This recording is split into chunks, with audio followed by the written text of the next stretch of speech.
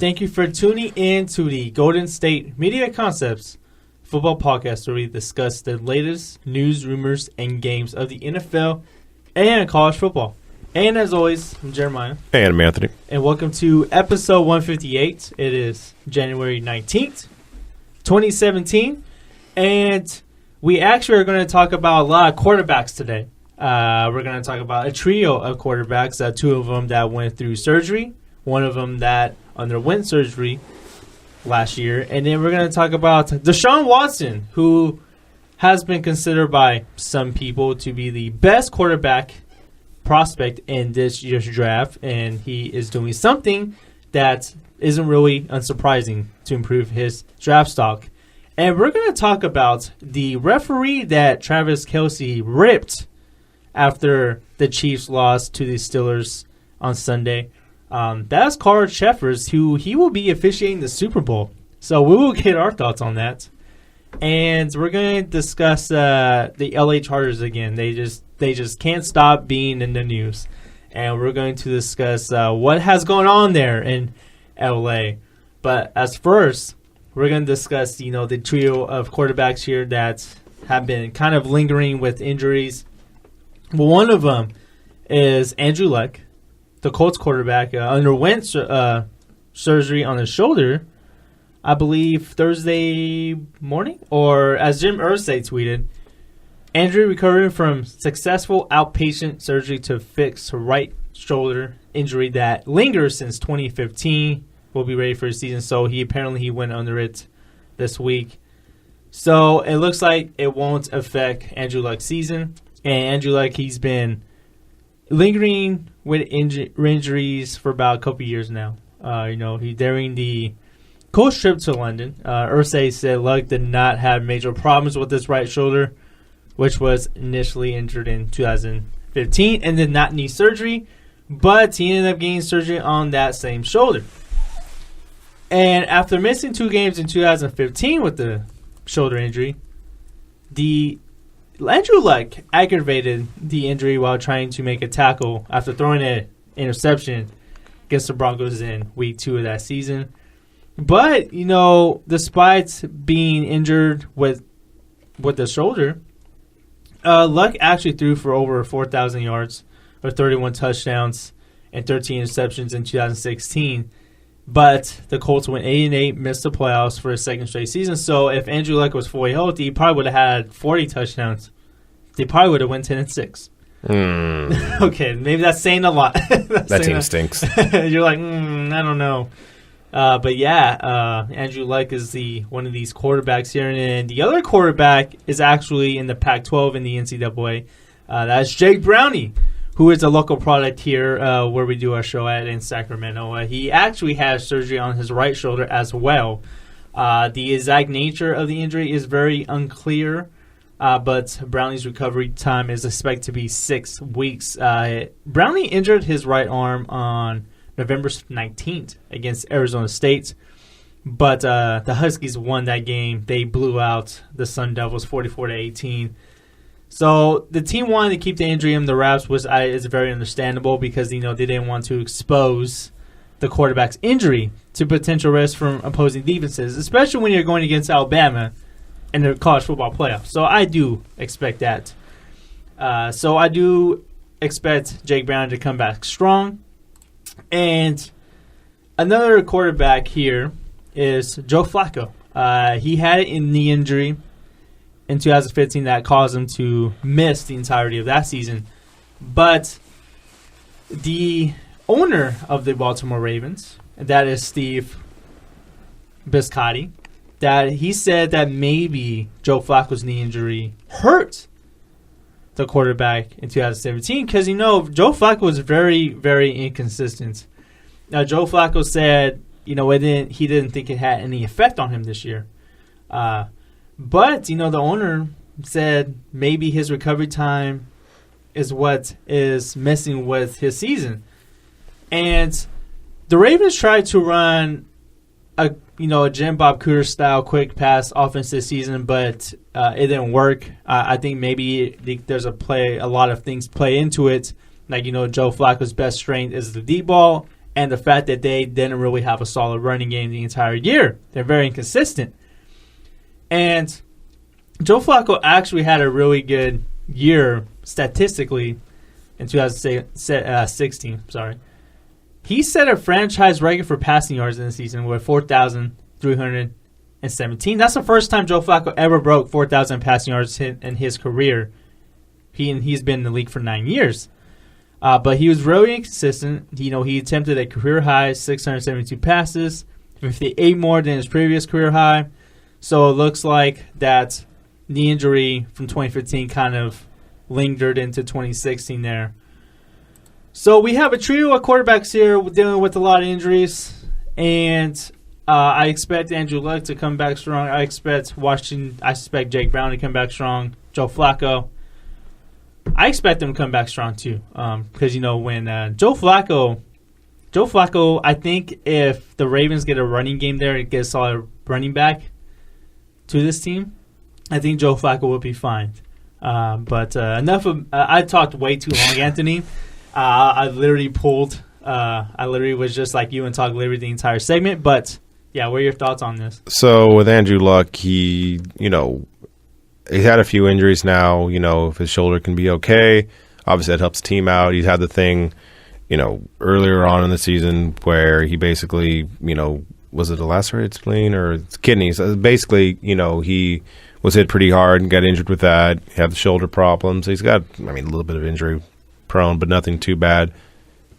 He'll come back. He'll be healthy. Hopefully the team around him can be better because he's, legit one of the top 5-10 quarterbacks in the league. So you hope he can come back and be fine.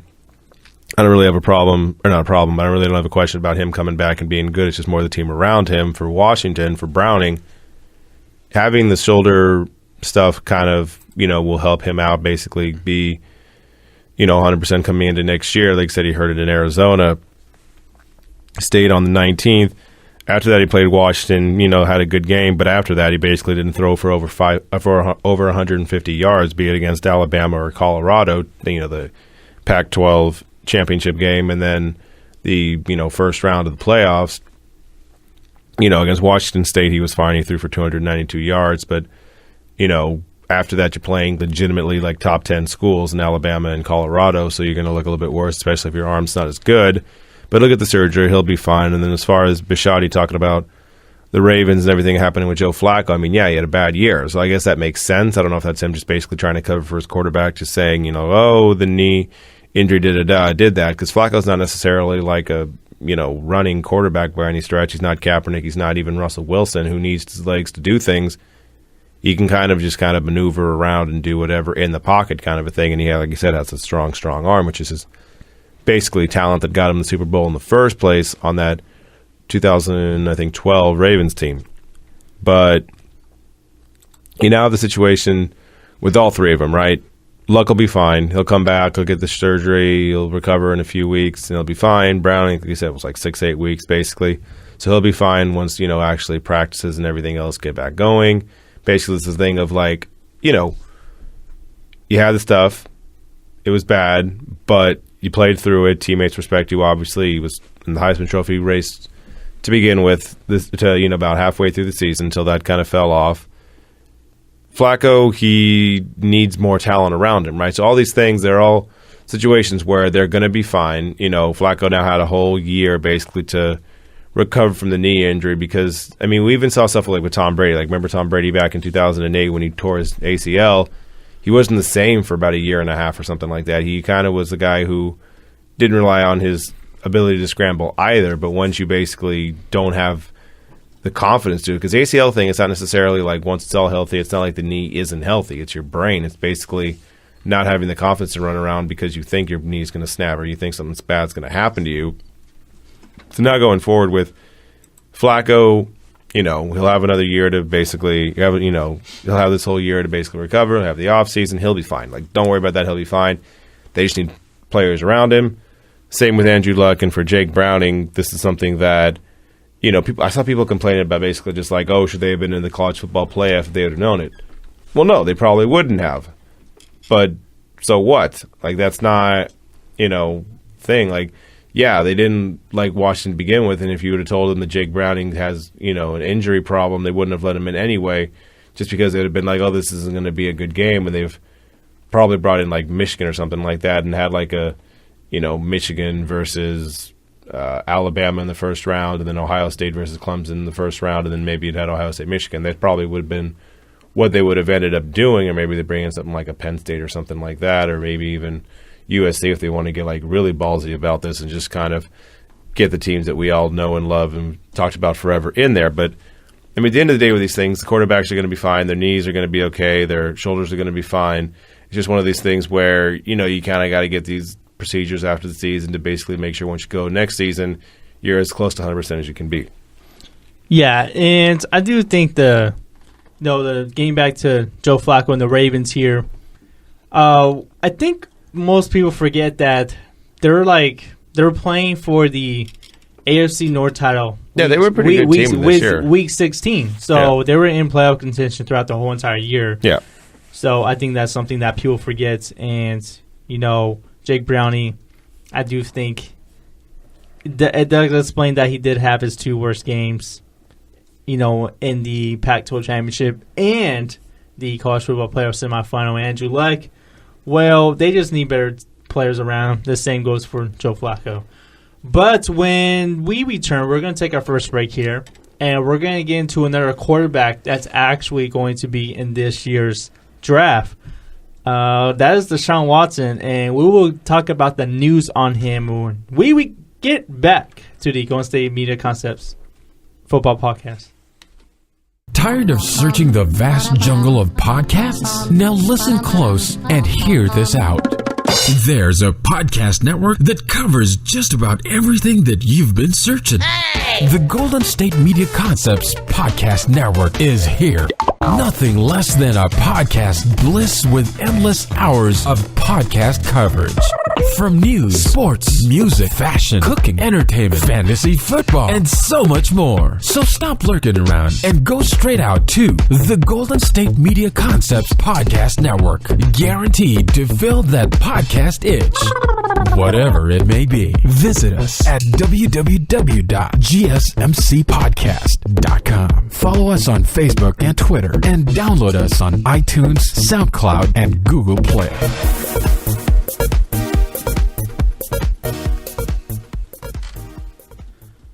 Welcome back to the Golden State Media Concepts Football Podcast, and we're talking about a trio of quarterbacks: Andrew Luck, Jake Browning, and Joe Flacco in the first segments, and we're not done with the quarterback position here. We're going to talk about arguably maybe the top quarterback prospect in this year's draft. I think he's the top quarterback prospect. Him or Trubisky, depending on what you think about the dude out of North Carolina. But yeah, he's one of the top 2-3 quarterbacks coming out in the draft. Basically, we'll hear all about that in the next coming months once the Super Bowl's done, and we basically have nothing else to talk about for football. We're going to talk about mock drafts a lot, probably. Yeah, probably. We will talk about them when the time comes. But as of now, Deshaun Watson turned down to play in the Senior Bowl later this month. Watson's representative cited the long season and his continued training for the NFL draft as reasons he won't play in the game that's set to take place on January 28th in Mobile, Alabama. Watson is a junior, giving up his final college football season, but he actually has graduated from Clemson, so it made him eligible for the game. The Senior Bowl would usually it gives NFL personnel the chance to see, a lot of prospects, but it would give more of a chance for scouts to see Deshaun Watson, how he is in practice, how he is around teammates, and how he competes in drills. The Cleveland Browns, I think they were one of the teams the staff were there, and they hold the number 1 pick. But honestly, I am not surprised that Deshaun Watson is turning down the Senior Bowl invitation. Me, for one, I wouldn't want to risk injury, and that's the thing with we can go back to Christian McCaffrey and Leonard Fournette not playing their bowl games to get ready for the draft. I think Deshaun Watson, after that national championship game, his draft stock skyrocketed. And I don't think Watson wants to give up the chance to be a top prospect. So I do agree with Watson not playing the Senior Bowl because you don't want to risk injury. And if you risk injury, you're going to fall back in the draft because Watson right now is looked at as a top 5 top 5 prospect because he plays quarterback. He's looked at to be a top 5 pick. He can go number 1 to the Browns. He can go 2 to the Niners. Go to 3 to the Bears.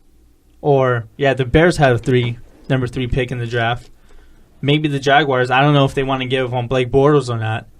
But yeah, I'm not surprised at all at Deshaun Watson not playing in the Senior Bowl, and I am behind it 100% because, like I said, his draft stock rose significantly after that championship win versus Alabama, which is practically the closest thing he has thrown against to an NFL defense. And he shredded Alabama twice, 2 straight years.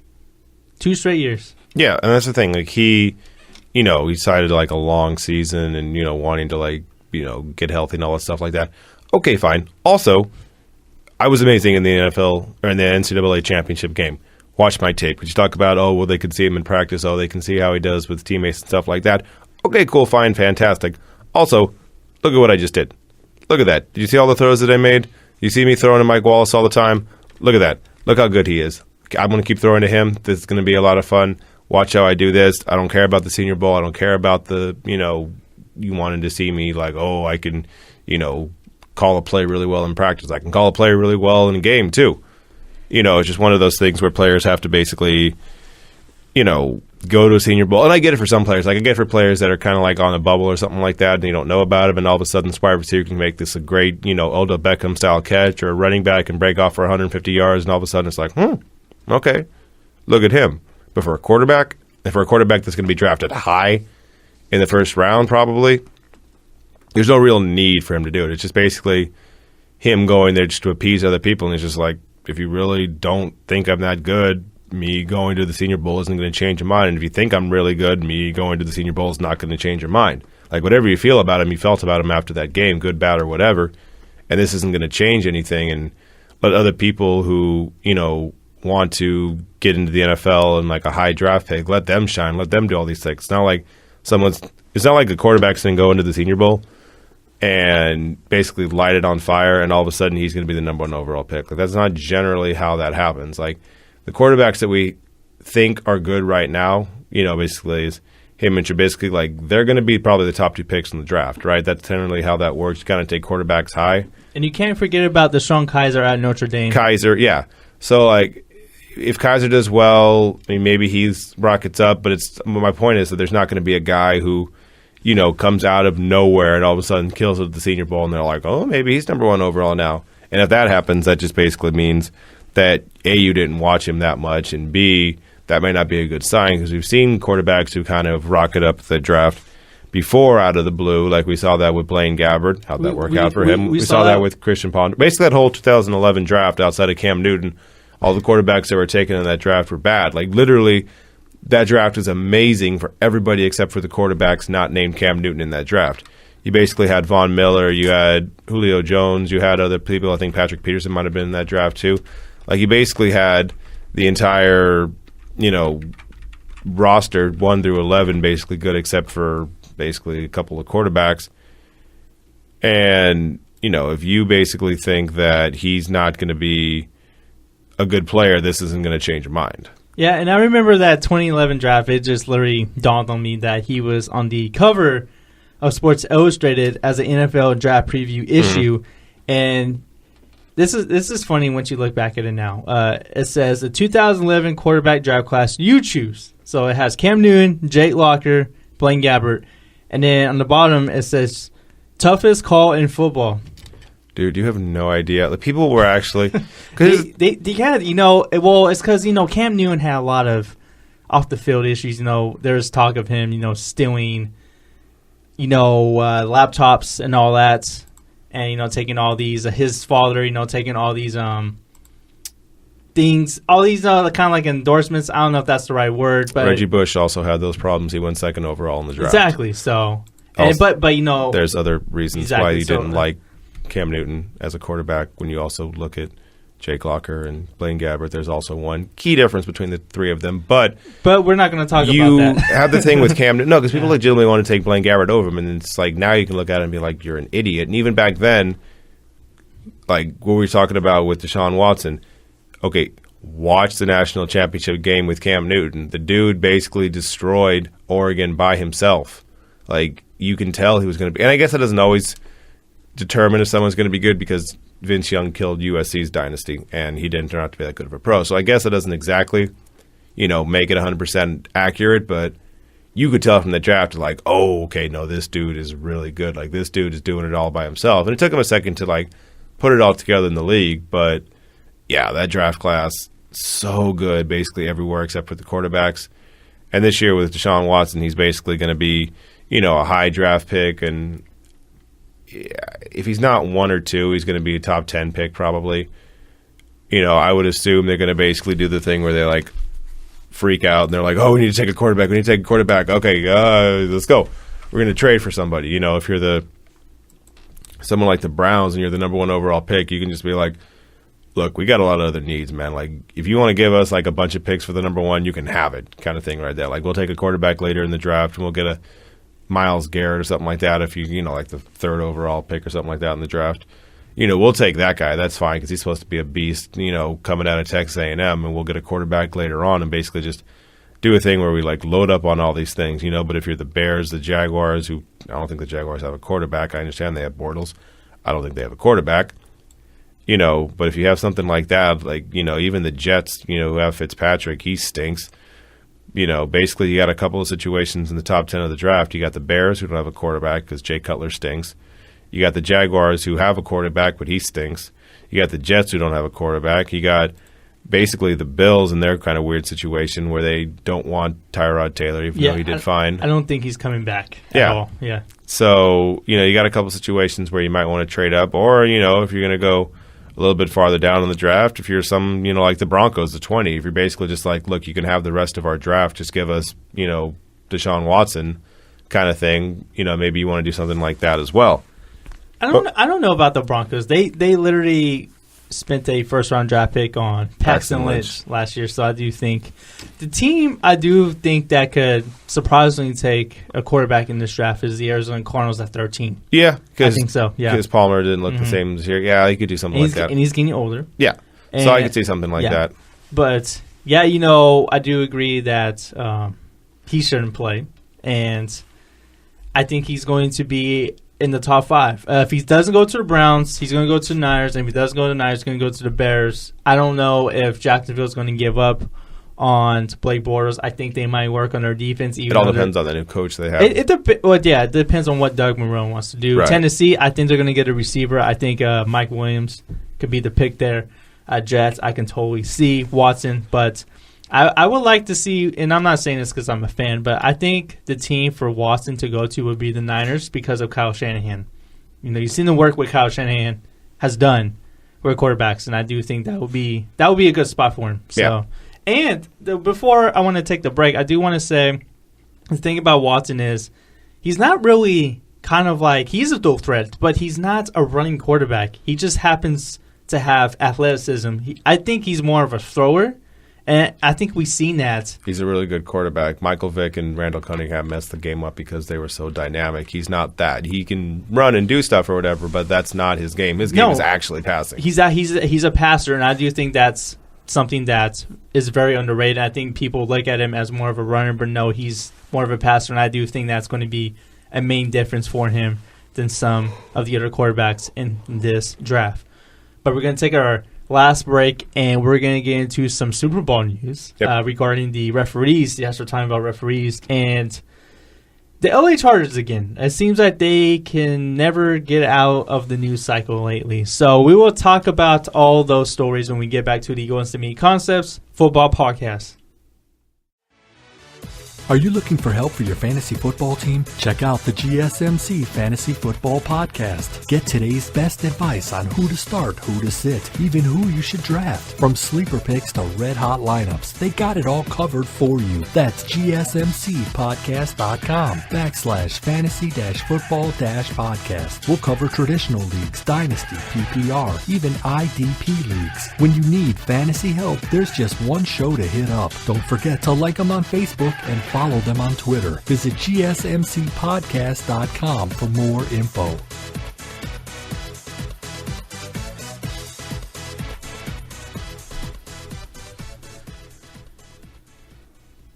And that was the commercial to the Goes to Me Concepts Fantasy Football Podcast. Yes, that is a show that Anthony and I also host. We will be doing an episode tomorrow discussing players and matchups and Championship Sunday. But as of now, it looks like we're going to bring back the final drive. Basically, because during the break, you're like, dude, I got like 4 stories. I'm like, fine. Well, might as well just call it the final drive then. All right, well, anyways, usually if you haven't been listening to the show or you haven't at all and this is your first time listening, basically the final drive is basically a lot of stories that have slipped through the cracks or basically a pile of stories that we really don't want to make a 10-minute segment in, or we don't have enough time to make a whole entire segment in. So we're going to start with some Super Bowl news here. The referee that Travis Kelce ripped after the Chiefs lost to the Steelers in the divisional round was Carl Schaefer's. He will be the referee for Super Bowl 51. As ESPN reported on Wednesday. So it is the first Super Bowl assignment as a referee for Schaefer's. And he's joined the league. He's been in the league since 2000 and has been a referee since 2008. The NFL hasn't actually made the actual announcements. But listen to this, Anthony. There's a website called Football Zebras that confirmed the assignments. Football Zebras. There's an announcement called that. Right. So, Schaefer's has been in the news lately because of Travis Kelce. He wasn't shy away about commenting. And, of course, and the call was that... It was a hold. The call was a holding penalty on Eric Fisher during the Chiefs' 2-point conversion attempt. And Alex Smith successfully threw it in the back of the end zone. But it was a holding penalty on Eric Fisher. And it was called back, and they weren't successful on it, the second attempt. So Kelce was pissed off, said, called him a zebra, shouted out Foot Locker, all the kind of cliches you go to when you're mad at a referee. But it actually was a hold. Like, dude legitimately grabbed him and threw him to the ground. Like, it was actually, it was James Harrison who basically beat him, 38-year-old James Harrison still beating people, to the ball, which is kind of insane. He literally held him, threw him to the ground, got called for a penalty. Travis Kelce got mad because the season's over with. I get it. Kind of went a little bit farther than you probably should, but whatever, it's fine. You're mad and heat of the moment. I get it. And then they give him the assignment. Kelce's just like, you mother, you son. Oh, man. Kelce is probably, he's probably mad right now. But yeah, Andy Reid also disagreed with the call and suggested that the block looked worse than it was because Steelers, linebacker James Harrison slipped in the wet conditions while engaged with Fisher. So that was Andy Reid's excuse. He could have slipped. Also was held. Yeah. All right, so we're going to go to part 2. Like you said, there was 4. So part 2, we got the LA/San Diego/ whatever you want to call them, Chargers. They basically had a, rally, in LA, kind of hype up the team, right? It's like, hey, support your new LA Chargers and stuff like that. LA's not far away from San Diego. You got some Charger fans who were there, one of which, not so happy. Basically got really mad, started yelling at Spanos, double middle fingering him. Basically had to be escorted out. Looked like he was going to get into a fight with one of the other Charger fans who had a jersey on. Chargers. It's going well for them so far. We have this new logo for you guys. Look at this LA with the lightning bolt. Don't you like it? Oh, why are you guys so mad? Why are you guys yelling at me? Oh, you don't like this? We're going to take this away. We're going to give you something different. Anthony Lynn's the new head coach of the, team, and it's just like, all right, so we'd like to, thank you for having the San Diego LA Chargers. All right, cool, you're going to mess that up. All right, we're going to have fan appreciation night. Why is the guy giving me double middle fingers? It's not going well for the Chargers so far. No, it is not. It's just great. Like, the team is off to a solid start, and meanwhile, you got Phillip Rivers still more or less in his prime, who is going to have another great season and probably go 8-8, because that's kind of how they go. And it's not really his fault. He's trying all he can, but the team around him stinks. So actually, the team doesn't stink. They're just not all the way good. They have good talent. They have a couple good players, but they're not all that good. And just watch the video. Arash Markazi basically had the video, basically him losing his mind, basically him just getting really, really pissed off. Kind of, I get it because you're pissed off because your team left or whatever. But it was just a really funny video. You should probably go check it out on Twitter. Yeah, it is on, what's his name? Arash Markazi? Is that how you say it? Yeah, Arash Markazi. Yeah, it's on his Twitter page, and I think he's a ESPN contributor as well. All right. But before we go to the third story, I just want to say Phil Rivers enjoyed both the reaction on Jimmy Kimmel 2 nights ago, and man, did they look really awkward and uncomfortable. It just looked like it's not their scene. Right. Phil Rivers doesn't look like he's an LA guy. He's not into that big old spotlight. Like he's more of a country style person. Man wears a bolo tie. Exactly. It is not his style, and I think it just wasn't his scene. He's not into the glitz and glamour and all that. But lasting memory for Phillip Rivers for me is yelling at Jay Cutler on the sideline. When Jay Cutler's playing and Phillip Rivers on the sideline back when they were in San Diego and Denver, when they were both in the same division, just yelling at each other. It was best. Lasting image. I just wanted to say that little thing. I just don't think it's their scene. Probably not. No. All right, so going into basically 3 and 4 is kind of the same thing, right? It's kind of mashed together. So today is January 19th, 2017. 15 years ago to the day, the world was basically introduced to the tuck rule. We basically figured out that you can kind of just pump fake a bunch of times, and if you fumble the ball, you're fine. Tuck rule. Raider fans are still mad about it to this day, and you want to know why I know about that? Because I have enough friends of mine who are Raider fans who are still mad every single day about that team, about that game, and about what happened with everything that's going forward. Because basically, since then, Patriots 4 Super Bowls, bunch of playoff appearances, maybe the best quarterback of all time. The Raiders, Jamarcus Russell.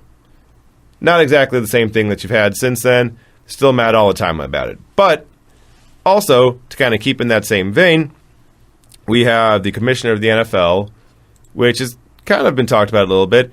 The man refuses to go to New England. He does not want to go to Foxboro. He is afraid of them, and I don't blame him, because you basically had the thing with Deflategate where you wanted to suspend Brady, and you were going to suspend Brady, and it didn't matter what happened. You were going to get that suspension to happen, whether you had to go through court, which you did. Now, he's gone basically anywhere else he could possibly go. This will be the second week in a row that he went to Atlanta for the Georgia Dome, and you can kind of file it maybe under the thing of this is going to be the last game in the Georgia Dome, and last week might have been the last game in the Georgia Dome. Okay, fine. Also name me something historically that's good that's happened at the Georgia Dome. I dare you. Seriously, give me something that happened in the Georgia Dome that's really big. I can give you something like Goldberg beating Hulk Hogan in Starrcade. Yes. But that's wrestling. That's not an actual football game. So, Georgia Dome doesn't have that much historical reference. Before Matt Ryan got there, the best thing they had going was Michael Vick. I mean, yeah, they went to the Super Bowl in 1999, but that's not or 1998. Yeah, 1998 against the Broncos, and they lost. They also had a guy who was Man of the Year get busted for soliciting a prostitute, Falcons. You also had a guy who had a 1,000-yard running back season when that was actually a cool thing to do. Next play from scrimmage, he loses 4 yards, ends the season with 996 yards rushing. No, it's a story. Look it up. It's fantastic. Shout out to Bomani Jones with that, telling me all these things about that was happening. Just went down this laundry list of just all these things that happened in Atlanta that are just funny and sad and everything at once. Not to mention the fact that you had Michael Vick, who may or may not have had a bunch of things happen with dogfighting. And, I don't say might or might not. He actually went to jail for it, so he actually did that. History of the Falcons not so great, but you got Goodell, who is basically not wanting to play in New England. And even though I am a Dolphins fan, I'm here for these jokes. I want the Patriots to make it to the Super Bowl.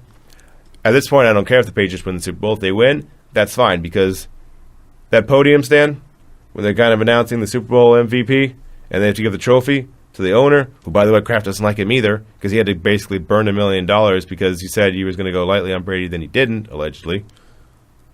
Now you get the situation where if it is the Patriots winning the Super Bowl, you're going to have that nice, awkward, tasty, just weirdness where he has to give the trophy to Kraft. I could see Kraft being just like, no, give it to Tom. And then Tom just like grabs it for him like, this is mine, bleep you.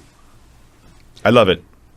Yeah, I can. That would definitely be a like just for the awkwardness. Like, yeah, I know. Like, do you remember when? I agree with that. Yeah. Like, do you remember when the Cavaliers won the title and they were on the parade or something like that, and then Dan Gilbert, who's had his run-ins with LeBron, basically was trying to like say something to him, and LeBron was basically just like, yeah, like he totally cut him off. Like he totally did the thing where he's just like, yeah, that's fine, cool, awesome. Like gave him like no love because he's probably still mad at him for writing that not the most kind sort of racist, letter, when he left Cleveland the first time. And, now with this whole thing with Goodell, like, he has to go and give them the trophy if they win, and it's just the jokes and just the awkwardness is like, oh, it's just so good. Like, you eat it up. Like, I want that to happen just for the pure just comedy of it. Yeah, and I'm really glad you referenced Goldberg defeating Sting at Starrcade. I'm really glad you did that. Was it Sting or was it Hogan? Or Hulk Hogan, whatever. Yeah, I think it was Hogan. Oh, yeah, it was Hulk Hogan. Oh, yeah, I don't know why I said Sting all of a sudden. But I do want to point out it is the final game at the Georgia Dome, so maybe that's why Roger Goodell is going there. That's the thing he can hide behind. So maybe that's the reasoning he's going to use. Maybe that is the reasoning that he is going to the NFC Championship instead of the AFC, because it's the final game right at the Georgia Dome before the Falcons move into the Mercedes-Benz Stadium. Wow, that's going to get so confusing. Mercedes-Benz Stadium. And then Mercedes-Benz Stadium and Mercedes-Benz Dome. Like, really? Why do we have to have two stadiums with the same sponsorship in the same league? But the second one, the Dome, that's New Orleans, no? No, it is. But yeah, but it's Superdome. You just call that Superdome. I don't care that it's called Mercedes-Benz. No. I know. I call it the Superdome too, but that's going to get confusing. Oh, yeah. I don't know why. But anyways. Well, you got NBA, you got the AAA, you got American Airlines Arena, and then in Dallas, you got American Airlines Center. Well, that is true. Okay, well, anyways, we're gonna get out of here. We got a lot to... Both of us have busy days ahead of us, so we want to get started on that. But, yeah, I'd like to thank you guys for tuning in. We're going to be back tomorrow. Ben will be here. Is Ben going to be here? I'm not really sure if he's going to be here or not. I think he is. Why wouldn't he be? Okay, well, we will be discussing the AFC and the NFC Championship games. We will try to break them down as best as we can for you guys. And, of course, if there's any news that comes out of the next 24 hours, we will discuss that. But, we're going to have to end the day. I'd like to thank you guys for tuning in to the Going to Meet Contest Football Podcast. As always, I'm Jeremiah. And I'm Anthony. And I'd like to say this. You guys have a good day. And come back and listen to us tomorrow. All right. Have a good day.